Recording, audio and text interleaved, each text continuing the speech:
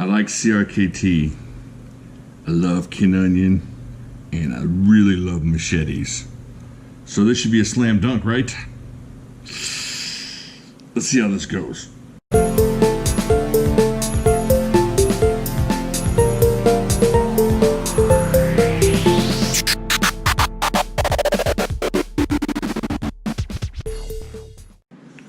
Alright everybody, today we're going to check this knife out. This is the CRKT kin onion Chanceinhell 16-inch machete.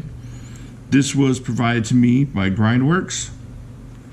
So I appreciate for them letting me have a look at this. Let's check this out. First off, you get this really cool nylon carrying sheath here. Check that out. It's reinforced. It's got different lanyard holes here if you want to strap it up a different way. So it's pretty cool. It's got that taco shell thing I like to call it, where you kind of snap it down and it opens all the way from the back, so you don't have a huge problem figuring out the puzzle of getting your long blade in there. Alright, so there you go. Take a look at this. I have to kind of obelisk my way across the screen here. Like that. You got kin onion design, Chanceinhell, CRKT on that side. Alright, put that down there. Okay, let's get into this, and this is 16 inches of 65 MN steel. Now, I hadn't heard of that before. This is my first knife that I've ever done with 65 MN. I went and looked it up a little bit online, and apparently it's right around the equivalent of 5160. So it's a medium carbon steel, and it's good for beating up on things. It's kind of a spring steel, good for machete use, where it's not going to break on you or shatter the blade should you get into this really heavily. Check out the thickness on the blade. Not super thick. You're not looking at a competition chopper type thickness, just something that's going to start slicing through things. Got a little, what's that, drop point on there? Drop point machete. Got a choil here if you got to get in there and whittle a stick into a bear or something. You need to do that for your family member. However, as much as I like this thing, from this point to this point, I'm having an issue with the handle. Now, I hate doing this. I hate that Grindworx has provided me with this knife, and I have some negative things to say about it, but this is the way it's going to be. It's got to be this way. Check this out. Got tons of lanyard hold here, so your hand may never lose the machete, as far as it's always going to be dangling from you, like if you tied your surfboard around your ankle. However, that's not really what you want to do with a 16-inch machete. Now, I might be wrong. We're going to do some testing here in a little bit, and we'll see if I'm wrong, but this thing doesn't feel like it wants to stay in my hand. It feels like there's just, it wants to slip out for some reason. I don't know if it's hard to see on camera, but it's almost like it wants to fishtail out at the end here. So maybe if I barely hit it this way, it's not going to, I don't know, it's hard to explain, but it's not going to want to stay in my hand and, you know, catch that fatty part of your hand there, that mitt part of your hand. So it's not stuck in there enough to where if you go blam to it on the side, it wants to slip out. It's hard to explain, but can you see that?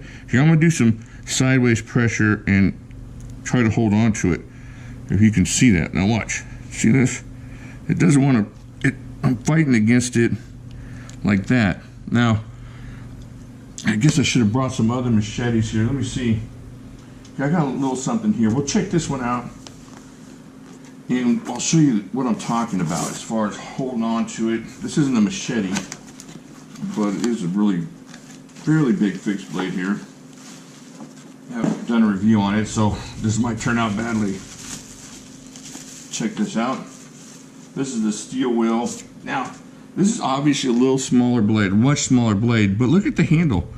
The handle is just about the same size, and because of the thinness through here in the back, this is going to catch that part of your hand more, so we're going to have to rely solely on the strength of your pinky fingers here to hold this knife in your hand. But dang, this knife is cool. That's a cool knife. But look, see, it's hard to explain, but look at how the handles on these are almost identical in length. Oh, let me move my hand so you can see that. See that?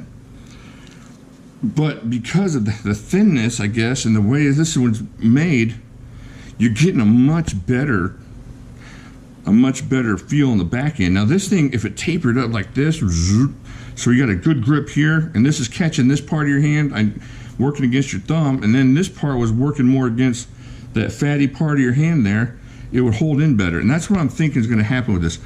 This doesn't feel right on this knife.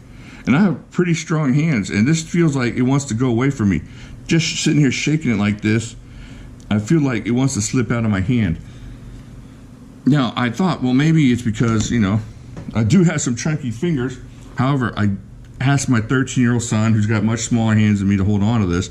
And the first thing he said was, yeah, it feels like the handle needs to be a little bit more, or something a little bit different on this handle. And then my 70-year-old uncle came over, and he's got, you know, man-sized hands, not huge, chunky mitts.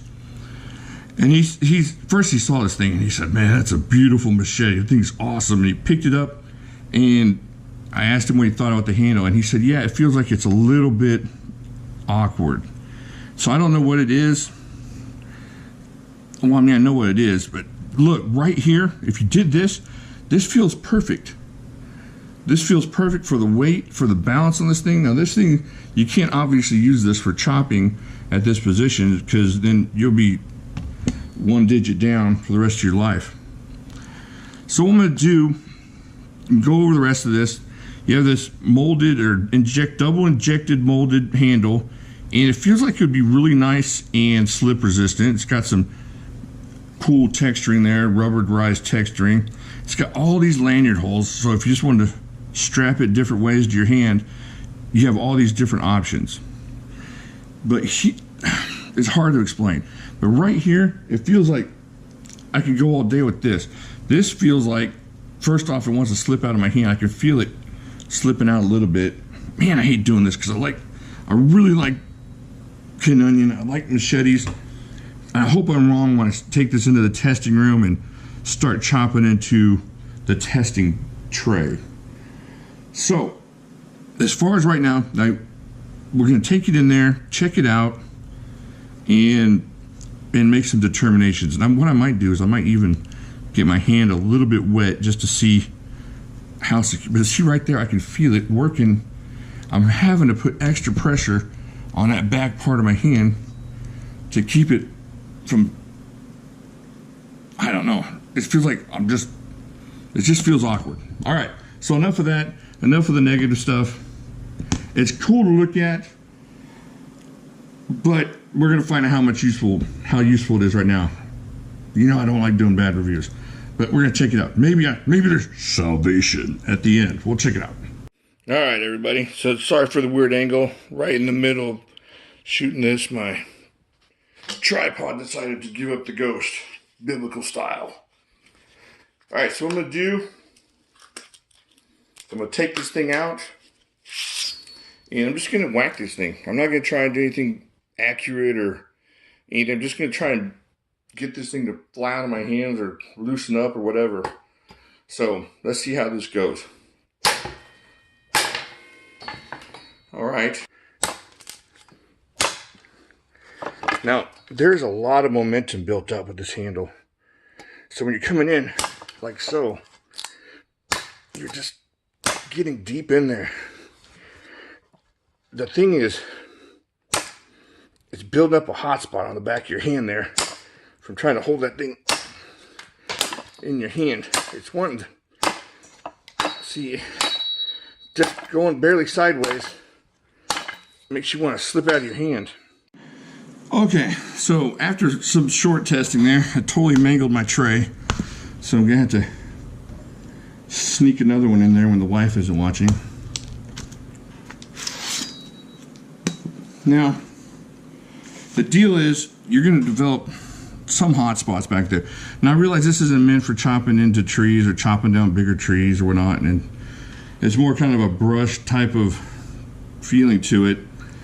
But the thing is, if you're out there and you're doing some brush cutting, this is going to slide right through it. It's going to slide like elephant grass or something. You're out there with your elephant grass and you're chopping through like Indiana Jones, or you know, that Richard Chamberlain knockoff movie they did. Remember that one? What was that one called? Something of gold. Anyways, the point is that's going to be fine. But if you run into something, well, still that's going to give you a little bit of a hot spot. I can still feel where that was giving me some hot spots there. Now up here it was fine, but in the back I was fighting against it, especially hitting the chop. You're going to hit something that's a little bit bigger than what you're expecting, and it's going to fight you. This is a really cool, man, front momentum type chop. You know, it's going to go right through what you're cutting. I just think there may be some better options out there than this one, as far as maybe for safety. I'm not a huge machete expert. Let me know down there if I'm totally off base, if y'all have felt this one, if y'all have destroyed a rainforest of corn crops with yours. For right now, I wouldn't buy this machete just for the way it feels in hand. I felt some of the like $20 cold steel kukri machetes that I would buy before I'd get this one. Now, this is not super expensive. If you bought it, you might be happy with it, and the work you're going to put into with it, it might end up well. However, I just think, so you can still feel that. Like, it's not hurting. I'm not a total wuss, but I can still feel where that was causing the tension back there. So I can't really recommend this knife. I will recommend Grindworx though. Great customer service, price matching over there, good people, nice enough to send this to me for the opportunity to review. I feel really bad that it's not better to me than I thought it was going to be. I had high hopes for this thing. I've been looking at it for a long time. They were, like I said, they were cool enough to send it to me when I asked them. Let me know what you think in the comments. Am I way off? I just think there are better options for, let's just say, from like the 20 to, so this is like 40 bucks, you know, 36, 40 bucks, something like that.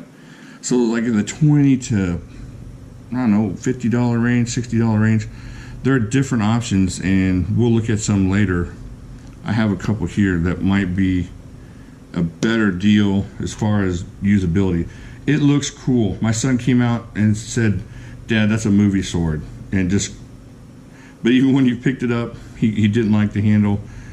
I pulled this out, I looked at it, it was awesome. I love, like I said, love Ken Onion.